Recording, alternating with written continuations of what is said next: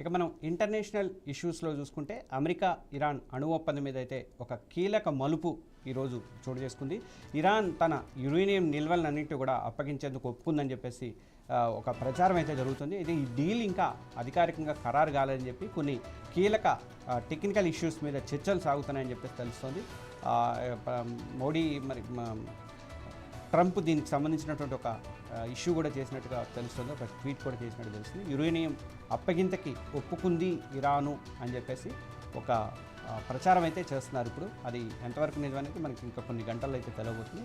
అదే కనుక జరిగితే మాత్రం మనకి కాస్త యుద్ధం ఆగే పరిస్థితి అయితే ఏర్పడుతుందని చెప్పేసి అనుకుంటాము. ఎందుకంటే ఆ యుద్ధం వల్ల మనం కూడా చాలా నష్టపోతున్నాము. రాబోయే పరిస్థితులు చాలా గడ్డు కాలంలో ఉండే పరిస్థితి కూడా ఉంది కాబట్టి దాని నుంచి మనం బయటపడే అవకాశాలు ఉన్నాయని చెప్పేసి మనం అనుకోవచ్చు.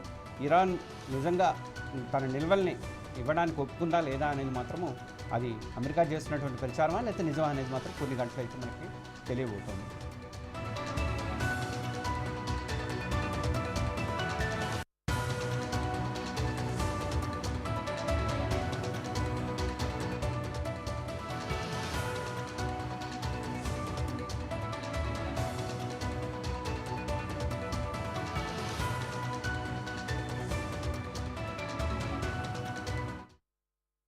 ఓకే, 6 PM బులెటిన్లో ఇప్పుడు ఒక చిన్న బ్రేక్ తీసుకుందాం.